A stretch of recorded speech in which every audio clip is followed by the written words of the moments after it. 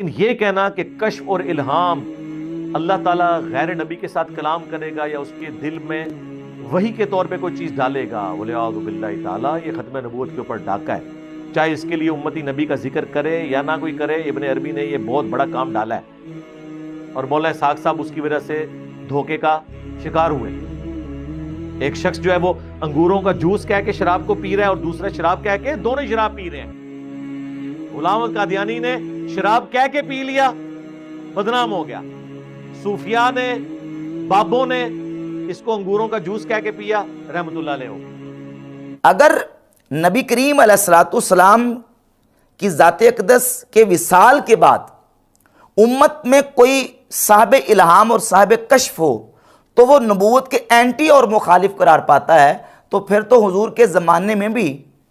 کوئی صاحب الہام اور صاحب کشف نہیں ہو سکتا، کیونکہ جس طرح بعدیت یعنی نبی بعد میں آئے، بعدیت ختم نبوت کے مخالف ہے، اسی طرح معیت بھی ختم نبوت کے منافی ہے۔ نبی کریم علیہ الصلوۃ والسلام کی وصال کے بعد جیسے کوئی نبی پیدا نہیں ہو سکتا، حضور کے زمانے میں بھی کہیں اور کوئی نبی پیدا نہیں ہو سکتا۔ تو کشف و الہام نبوت ہے ہی نہیں، محض کشف و الہام نبوت نہیں ہے۔ قرآن مجید میں سابقہ امتوں کے حوالے سے سیدنا موسیٰ علیہ الصلوۃ والسلام کی والدہ کے اوپر الہام کا ذکر سورۃ القصص کی آیت نمبر 7 میں موجود ہے۔ اسی طرح جناب عیسیٰ علیہ الصلوۃ والسلام کے حواریوں کی طرف الہام کا ذکر سورۃ المائدہ کی آیت نمبر 111 میں موجود ہے، اور سیدہ مریم رضی اللہ تعالی عنہ کے ساتھ فرشتوں کا کلام کرنا، ان کو آ کے خوشخبری دینا، مبارک دینا، سورہ آل عمران کی آیت نمبر 42 میں موجود ہے۔ تو یہ سابقہ امتوں کے اولیاء پر الہامات اور اللہ رب العزت کے فرشتوں کا ان کے ساتھ باتیں کرنا، یہ اس کا ذکر قرآن مجید میں اور احادیث طیبات میں موجود ہے۔ لیکن یہاں مرزا دھوکہ یہ دے جاتا ہے، دیکھیں جی وہ سابقہ امتوں پر کشف اور الہام تھا، اس امت میں نہیں ہو سکتا۔ کیوں؟ اس لیے کہ اس امت میں چونکہ ختم نبوت ہو چکا ہے، لہذا کشف و الہام بین ہو چکا ہے۔ اب سوال یہ پیدا ہوتا ہے کہ جو سابقہ امتوں کے اولیاء پر کشف و الہام ہوا، کیا وہ نبوت تھا یا وہ اس کشف و الہام کی بنیاد پر نبی بن گئے تھے؟ اگر وہ اس کشف و الہام کی بنیاد پر نبی نہیں بنے اور یہ کشف و الہام نبوت نہیں تھا، خود نبی پاک علیہ الصلوۃ والسلام نے صراحتاً اس بات کا ذکر فرمایا، صحیح بخاری کی 3689 نمبر 3689 نمبر حدیث میں ہے، لَقَدْ كَانَ فِي مَنْ كَانَ قَبْلَكُمْ مِنْ بَنِي إِسْرَائِيلَ رِجَالٌ يُكَلَّمُونَ مِنْ غَيْرِ أَنْ يَكُونُوا أَنْبِيَاءَ۔ نبی پاک علیہ الصلوۃ والسلام نے فرمایا تم سے پہلی جو امتی تھی ان میں ایسے افراد اور رجال تھے، یکلمون، جن کے ساتھ کلام کیا جاتا تھا، من غیر ان یکونوا انبیاء، باوجود اس کے کہ وہ نبی نہیں تھے۔ وہ نبی نہیں تھے لیکن ان کے ساتھ فرشتے کلام کرتے تھے، اور وہ محدثون تھے، ملہمون تھے، صاحب الہام تھے۔ جب وہ نبی نہیں تھے، ان کو کشف و الہام ہو رہا ہے، تو پتہ چلا کہ محض کشف و الہام نبوت نہیں ہے۔ جب کشف و الہام محض نبوت نہیں ہے تو پھر یہ ختم نبوت کے اینٹی اور مخالف کیسے قرار پائے گا؟ ختم نبوت کا مطلب تو یہ ہے کہ نبی پاک صلی اللہ علیہ وآلہ وسلم کی ذات اقدس کی بعثت کے بعد نہ نبی کریم علیہ الصلوۃ والسلام کے زمانے میں نہ حضور علیہ الصلوۃ والسلام کے وصال اقدس کے بعد کوئی نبی پیدا ہو سکتا ہے۔ بھئی ختم کرامت نہیں ہو چکی، ختم الہام نہیں ہو چکا، ختم جو ہے نا وہ کشف نہیں ہو چکا، ختم نبوت ہو چکی ہے۔ کشف و الہام اور کرامت یہ ختم نبوت کے اینٹی ہے ہی نہیں ہے، اس کو تم ختم نبوت کے اینٹی قرار دے رہے ہو۔ پھر جب ہم دلائل پیش کرتے ہیں کتب احادیث سے، بالخصوص صحیح بخاری میں 3469 نمبر حدیث ہے، اور صحیح مسلم میں 6204، جامع ترمذی میں 3693 نمبر حدیث، اور دیگر کتب احادیث میں یہ حدیث کئی طرق کے ساتھ مروی ہے۔ صحیح بخاری میں 3469 نمبر حدیث کے الفاظ یہ ہیں کہ نبی پاک صلی اللہ علیہ وآلہ وسلم نے فرمایا، اِنَّهُ قَدْ كَانَ فِي مَا مَضَى قَبْلَكُم مِّنَ الْأُمَمِ مُحَدَّثُونَ، سابقہ امتوں میں محدثون تھے، وَإِنَّهُ إِن كَانَ فِي أُمَّتِي هَذِهِ مِنْهُمْ فَإِنَّهُ عُمَرُ بْنُ الْخَطَّابِ، ان میں سے اگر اس امت میں کوئی ہے تو وہ عمر بن خطاب رضی اللہ تعالیٰ عنہ ہیں۔ اور صحیح بخاری کے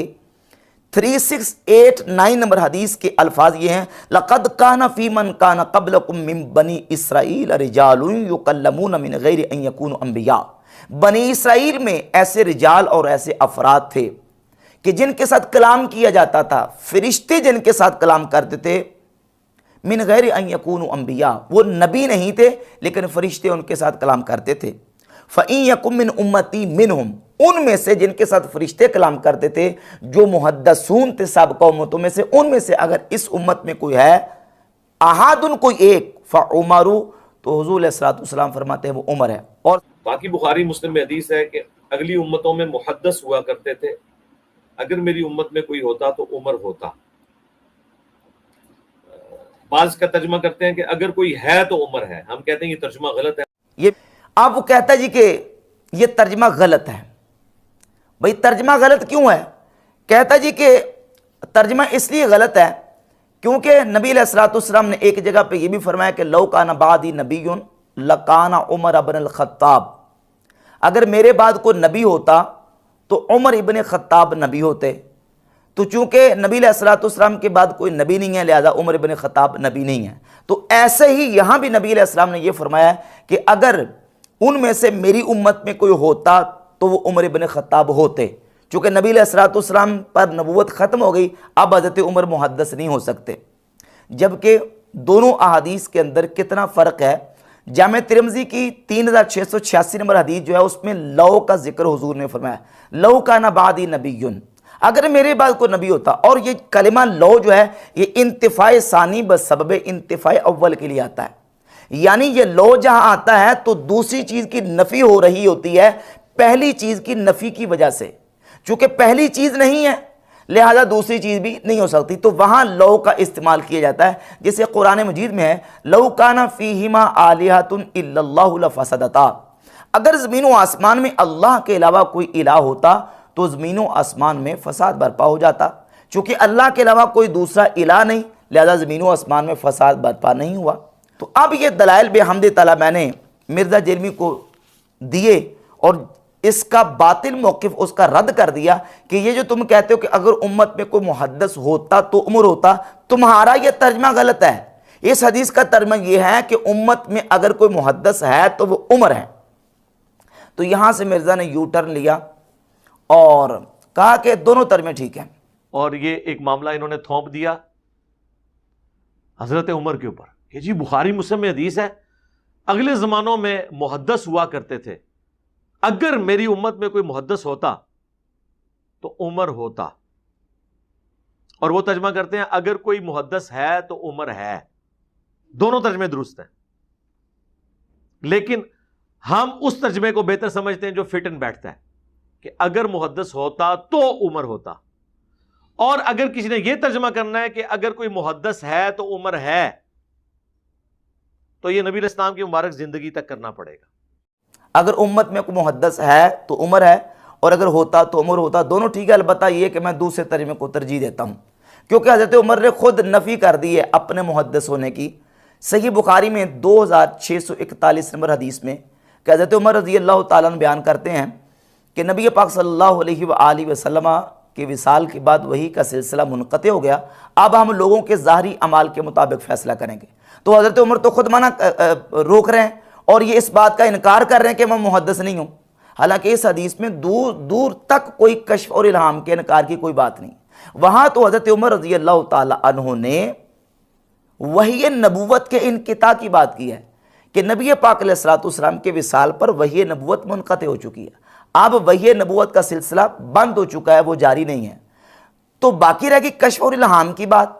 تو کہتا اگر کشف و الہام ہوتا تو حضرت عمر یہ کہتے کہ ہم اپنے کشف سے فیصلہ کریں گے، الہام سے فیصلہ کریں گے، حالانکہ یہ طے شدہ بات ہے کہ کشف اور الہام سے شریعت کے احکامات کو نافذ نہیں کیا جا سکتا۔ جیسے دیکھیں نا، خواب ہے، خواب کو نبی پاک صلی اللہ علیہ وآلہ وسلم نے فرمایا کہ رؤی المؤمن جزء من 46 جزء من النبوہ، صحیح بخاری 6987 نمبر حدیث ہے کہ مومن کا خواب نبوت کے اجزاء میں سے 46واں جز ہے، نبوت کا جز قرار دیا خواب کو۔ تو یہاں خواب نبوت کا جز ہونے کے باوجود 100 بندے کو اگر خواب آ جاتا ہے نا کہ یہ بندہ فلاں بندہ چور ہے، تو اس خواب کی بنیاد پر اس کو چور ڈکلیئر کر کے اس کے ہاتھ نہیں کاٹے جا سکتے، کیونکہ شریعت کے احکامات کو نافذ کرنے کے لیے خواب اور کشف و الہام کا سہارا نہیں لے سکتے۔ شریعت کے احکامات کو نافذ کرنے کے لیے جو شریعت کے ضابطے، قواعد و قوانین ہیں، ان کے مطابق ہم حدود الہیہ کو اور احکامات شریعت کو نافذ کریں گے۔ حضرت عمر کیسے کہتے کہ میں اپنے کشف سے فیصلہ کروں گا یا اپنے الہام سے فیصلہ کروں گا؟ کیونکہ کشف اور الہام جو ہے وہ کسی دوسرے کے خلاف حجت نہیں ہو سکتا، فیصلہ ہوگا تو قرآن اور سنت سے، رسول اللہ صلی اللہ علیہ وسلم نے جو ضوابط اور طریقے بیان کیے اس کے مطابق۔ تو حضرت عمر نے تو وہاں وحی نبوت کے انقطاع کی بات کی ہے، کشف و الہام کے انقطاع کی بات نہیں کی۔ یہاں مرزا جیلمی نے دھوکہ دیا، اور پھر کہتا ہے کہ اگر ہم مانتے بھی ہیں نا کہ حضرت عمر کو کشف اور الہام تھا، تو پھر اس کو ماننا پڑے گا کہ وہ نبی علیہ السلام کے زمانے تک۔ پہلے تم یہ کہہ رہے تھے کہ حضرت عمر امت کے محدث ہے ہی نہیں، ان کو نہ الہام ہوتا تھا نہ کشف ہوتا تھا، بلکہ یہاں تک اس نے یہ کہا، دھوکہ دیا، فراڈ کیا سنن ابی داؤد کی 499 نمبر حدیث بیان کر کے کہ یہ حضرت عمر کی یہ یونیکنس نہیں ہے۔ میں حضرت عمر کہتے ہیں میں نے ان باتوں میں اپنے رب کی موافقت کی، انہوں نے نہیں کہا کہ میرے پہ کشف ہوا، میں نے اپنے رب کی موافقت کی، یعنی میرے مشورے کو مان لیا گیا، میرے دل میں جو خیال آیا۔ مشورہ تو کسی کے دل میں بھی آ سکتا ہے، انہوں نے تو نہیں کلیم کیا۔ اور اس میں حضرت عمر کی اس میں کوئی یونیکنس تو نہیں ہے۔ ابو داؤد میں موجود ہے، ایک صحابی کو نیند اور بیداری کی درمیانی حالت میں ہے، وہ نیند کی حالت، جاگو میٹی جسے کہتے ہیں، اذان سکھا دی گئی کہ اذان کے یہ الفاظ ہوں گے۔ نبی علیہ السلام کو جب سنایا، آپ نے کنفرم کر دیا کہ یہ غیبی خبر ہے، آپ نے اذان اس خواب کی بنیاد کے اوپر وہ اذان جاری کر دی۔ نبی علیہ السلام کے مبارک زمانے میں تو اس طرح کے واقعات لوگوں کے ساتھ ہو جاتے تھے کہ حضرت عمر امت جو ہے وہ امت کے محدث ہیں اور انہوں نے اللہ رب العزت کے ساتھ موافقت کی ہے، یہ تو کسی کے ساتھ بھی ہو سکتا ہے، یہ حضرت عمر کی یونیکنس نہیں ہے۔ وہ کہتا دیکھیں ایک صحابی کو خواب آیا تھا اور وہ جاگو میٹی میں تھے، حالانکہ سنن ابی داؤد کی 499 نمبر حدیث جو ہے 499، اس میں باقاعدہ الفاظ موجود ہیں کہ وہ صحابی سوئے ہوئے تھے، خواب میں سوئے ہوئے، رات کے وقت انہیں خواب یہ آیا کہ وہ دیکھ رہے ہیں کہ فرشتے نے آ کے ان کو یہ بتایا کہ نماز کے لیے جمع کرنے کے لیے اذان کا یہ طریقہ اختیار کرنا چاہیے۔ اور پھر وہ صبح کے وقت نبی پاک علیہ الصلوۃ والسلام کی بارگاہ اقدس میں آئے، انہوں نے حضور علیہ الصلوۃ والسلام کو آ کے خواب بیان کیا، حضور نے اس خواب کو سچا قرار دیا۔ نبی پاک علیہ الصلوۃ والسلام نے فرمایا کہ حضرت بلال کو ساتھ لو اور آپ الفاظ سکھاتے جائیں، بلال کی جو آواز اونچی ہے وہ اذان پڑھیں گے۔ اور حضرت بلال اذان پڑھ رہے تھے، حضرت عمر کے کان میں جب ان کے گھر میں بیٹھے ہوئے آواز پہنچی تو حضرت عمر دوڑے ہوئے آئے، ان کی چادر زمین پہ گھسیٹ رہی تھی، اور نبی پاک علیہ الصلوۃ والسلام کی بارگاہ اقدس میں آ کے انہوں نے کہا کہ یا رسول اللہ، اس ذات کی قسم جس نے آپ کو نبی برحق بنا کے بھیجا ہے، میں نے بھی رأیت ما رأى، جو عبداللہ بن زید نے دیکھا میں نے بھی وہی دیکھا ہے، یعنی مجھے بھی اللہ رب العزت نے وہی چیز دکھائی ہے۔ اب مرزا کہہ رہا تھا کہ حضرت عمر کی یونیکنس نہیں ہے، اور یہ آدھی حدیث پڑھ کے حضرت عمر کا اگلا حصہ بیان کرنا چھوڑ گیا،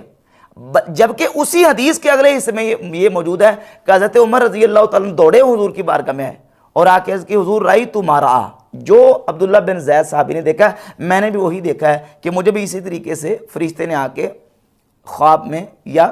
فرشتے نے آ کے مجھے اذان سکھلائی ہے۔ اگر نبی کریم علیہ الصلوۃ والسلام کی ذات اقدس کے وصال کے بعد امت میں کوئی صاحب الہام اور صاحب کشف ہو تو وہ نبوت کے اینٹی اور مخالف قرار پاتا ہے، تو پھر تو حضور کے زمانے میں بھی کوئی صاحب الہام اور صاحب کشف نہیں ہو سکتا، کیونکہ جس طرح بعدیت یعنی نبی بعد میں آئے، بعدیت ختم نبوت کے مخالف ہے، اسی طرح معیت بھی ختم نبوت کے منافی ہے۔ نبی کریم علیہ الصلوۃ والسلام کی وصال کے بعد جیسے کوئی نبی پیدا نہیں ہو سکتا، حضور کے زمانے میں بھی کہیں اور کوئی نبی پیدا نہیں ہو سکتا، تو کشف و الہام نبوت ہے ہی نہیں، محض کشف و الہام نبوت نہیں ہے۔ صحیح بخاری میں 4670 اور 4672 نمبر احادیث نکالیں، اس میں بھی نبی پاک علیہ الصلوۃ والسلام کی ذات اقدس کی بارگاہ اقدس میں حضرت عمر رضی اللہ تعالیٰ عنہ نے عرض کی یا رسول اللہ، عبداللہ بن ابی منافق کا جنازہ نہ پڑھائیں، اللہ نے آپ کو اس سے منع کیا ہے۔ اب حضرت عمر نے یہ جو جملہ بولا، امام ابن حجر اسقلانی نے فتح الباری شرح صحیح بخاری میں امام قرطبی کے حوالے سے یہ لکھا ہے کہ امام قرطبی کہتے ہیں کہ یہ انہوں نے الہام کے طور پر بولا، اللہ رب العزت نے ان کو اس بات کا الہام کر دیا تھا کہ عبداللہ بن ابی منافق کے بارے میں اللہ رب العزت جل شانہ منع کرے گا کہ اس کا جنازہ نہیں پڑھنا۔ تو حضرت عمر فاروق رضی اللہ تعالیٰ کے الہامات تو خود نبی پاک علیہ الصلوۃ والسلام کے مبارک زمانے میں بھی ثابت ہیں، اور پھر نبی پاک علیہ الصلوۃ والسلام کے وصال اقدس کے بعد بھی حضرت عمر فاروق رضی اللہ تعالیٰ کے کشف کا واقعہ جو صحیح سند کے ساتھ محدثین نے اپنی حدیث کی کتابوں میں جس کو ذکر کیا ہے وہ واقعہ موجود ہے۔ مرزا جیلمی کے جو بڑے بڑے بابے ہیں انہوں نے حضرت عمر رضی اللہ تعالیٰ کے یا ساری الجبل والے واقعے کو صحیح قرار دیا ہے کہ سیدنا فاروق اعظم رضی اللہ تعالیٰ عنہ ممبر پہ بیٹھے ہوئے تھے اور مقام نہامت جو کہ عراق میں موجود ہے، آپ کا لشکر وہاں لڑنے کے لیے گیا تو دشمن پیچھے سے حملہ کرنے والے تھے، فوراً آپ نے لشکر کو پکارا اور کہا یا ساری الجبل، اے ساری پہاڑ کی طرف۔ یہ حضرت عمر رضی اللہ تعالیٰ نے مدینہ شریف میں بیٹھ کے مقام نہامت عراق میں لڑنے والے لشکر کو پکار کے آپ نے یہ جو کہا یہ آپ کا کشف تھا، اللہ رب العزت نے ان سے حجابات کو دور فرما دیا۔ اور یہ حدیث جو ہے امام احمد بن حنبل اپنی کتاب فضائل الصحابہ میں، امام بہقی اپنی کتاب دلائل النبوہ میں، اور مشکات میں یہ روایت موجود ہے، اور ناصر الدین البانی نے السلسلۃ احادیث صحیحہ جو کہ وہابیوں کی ایپ اسلام 360 کے اندر موجود ہے، اس میں 3703 نمبر 3703 نمبر روایت ہے، ناصر الدین البانی نے اس کو صحیح قرار دیا۔ امام ابن حجر عسقلانی الاصابہ فی تمییز صحابہ پہلی جلد صفحہ 675 پہ اس کو حسن قرار دے رہے ہیں۔ حافظ ابن کثیر نے البدایہ والنہایہ میں اس کو حسن قرار دیا، حسن جید قرار دیا۔ اور اس حدیث کی بنیاد کے اوپر ابن تیمیہ نے اپنے فتاوی ابن تیمیہ میں حضرت عمر فاروق رضی اللہ تعالیٰ عنہ کو امت کا نہ صرف محدث قرار دیا بلکہ سید المحدثین والمخاطبین والملہمین کہہ کے یہ ثابت کیا کہ حضرت عمر فاروق اس امت کے محدثین کے سردار ہیں، مخاطبین اور ملہمین کے سردار ہیں۔ اور پھر اس حدیث کو ائمہ اجلہ محدثین نے اپنی کتب احادیث میں ذکر کیا، اور مرزا جیلمی نے اس روایت کو، اس حدیث کو کہا کہ یہ جعلی حدیث ہے اور روایتی جعلی ہے۔ محمد بن جلان مدلس سے ان سے روایت کر رہا ہے، سما کی تصریح نہیں ہے۔ دوسری سند جو امام بیہقی نے لی ہے وہ منقطع ہے۔ جعلی حدیث کیوں قرار دیا؟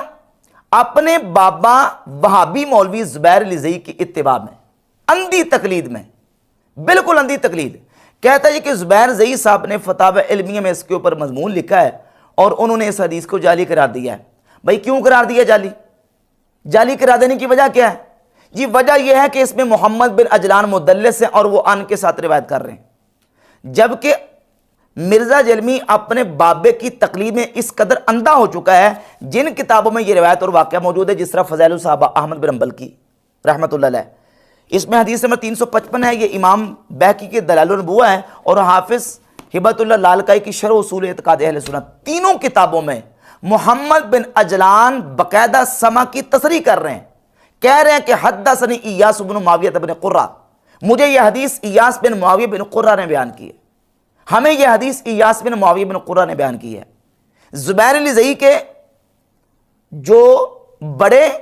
اور زبیر لزئی کے چھوٹے، یہ سارے کے سارے اولین آخرین مانتے ہیں کہ یہ روایت حسن ہے، یہ روایت صحیح ہے، لیکن مرزا جیلمی کا بابا جو زبیر لزئی ہے وہ صرف اپنی بے علمی اور اپنی جو ہے وہ تعصب کی بنیاد پہ اس حدیث کو جعلی قرار دے رہا ہے۔ محمد بن عجلان ثقہ راوی ہیں اور وہ سما کی تصریح کر رہے ہیں، حدثنی ایاس بن معاویہ بن قرہ اور حدثنا ایاس بن معاویہ بن قرہ، یہ الفاظ باقاعدہ دلائل النبوہ میں، شرح اصول اعتقاد اہل سنت میں اور امام احمد بن حنبل کی فضائل الصحابہ موجود ہیں۔ اور پھر اس سلسلے میں مرزا جیلمی نے ایک دھوکہ اور دیا۔ صحیح مسلم سے 6318 نمبر حدیث سیدہ ام ایمن رضی اللہ تعالیٰ عنہ کے حوالے سے بیان کر کے یہ کہتا ہے کہ حضرت ام ایمن رضی اللہ تعالیٰ عنہ نے حضرت عمر فاروق اور حضرت صدیق اکبر کے سامنے رو کے یہ کہا تھا کہ اب آسمان سے وحی کا سلسلہ منقطع ہو گیا۔ انہوں نے تو نہیں کہا تھا کہ کشف اور الہام جاری ہیں۔ بھئی کہاں وحی نبوت ہے، کہاں کشف و الہام ہے؟ تم وحی نبوت اور کشف و الہام کو برابر قرار دینے کی کوشش کر رہے ہو، معجزہ اور کرامت کو برابر قرار دینے کی کوشش کر رہے ہو۔ معجزے کا صدور نبی سے ہے، کرامت کا صدور اولیاء سے، اور اولیاء امت سے کرامت کا صدور قیامت تک ہوتا رہے گا۔ وحی نبوت یہ نبی کا خاصہ ہے، نبی کے علاوہ وحی نبوت کسی پر نہیں آ سکتی۔ کشف و الہام جو ہے وہ تو اللہ رب العزت کرامت کے طور پر اپنے اولیاء کو بھی عطا فرماتا ہے۔ تو جس طرح کہ میں نے پچھلے بیان میں بھی یہ بات واضح کی تھی کہ جس طرح لاہوری قادیانیوں کا یہ دعویٰ باطل ہے کہ عیسیٰ علیہ السلام کا نزول ماننے سے ختم نبوت کی مہر ٹوٹتی ہے، اسی طرح مرزا جیلمی کا بھی یہ دعویٰ باطل ہے کہ کشف و الہام کو ماننے سے ختم نبوت کے اوپر ڈاکہ مارنا لازم آتا ہے، والعیاذ باللہ تعالیٰ۔ جس طرح لاہوری مرزائیوں کا دعویٰ باطل ہے، کیوں؟ اس لیے کہ احادیث میں جناب عیسیٰ علیہ السلام کے نزول کا ذکر موجود ہے۔ صحیح بخاری میں 2222 نمبر حدیث ہے، نبی پاک علیہ السلام نے اللہ کی قسم بیان کر کے کہا کہ عیسیٰ علیہ السلام عن قریب آئیں گے اور وہ صلیب کو توڑ دیں گے، خنزیر کو قتل کریں گے اور جزیے کو ختم کر دیں گے۔ عیسیٰ علیہ السلام کا آنا، اور پھر صحیح مسلم میں 7373 نمبر 73 نمبر حدیث موجود ہے۔ یہاں تک نبی پاک علیہ السلام نے فرمایا کہ عیسیٰ علیہ السلام جب آئیں گے اللہ رب العزت عیسیٰ علیہ السلام کو وحی فرمائے گا۔ اور مرزا کو میں نے پیچھے بھی یہ سوال اس کے ذمہ کر چھوڑا تھا کہ مرزا جیلمی اس کا جواب دے گا۔ عیسیٰ علیہ السلام پہ جو وحی ہوگی قرب قیامت ان کے نزول پر، صحیح مسلم کی 73 نمبر حدیث ہے، کیا وہ وحی نبوت ہوگی یا وہ الہام ہوگا؟ اگر وہ وحی نبوت ہوگی تو ان الرسالۃ والنبوۃ قد انقطعت، رسالت اور نبوت تو منقطع ہو چکی ہے، حضور کے بعد نبی اور رسول کوئی نہیں، وحی کا سلسلہ بند ہو چکا، وحی کا سلسلہ آسمانوں سے منقطع ہو چکا ہے۔ عیسیٰ علیہ السلام پہ جو وحی نازل ہوگی وہ وحی کون سی وحی ہے؟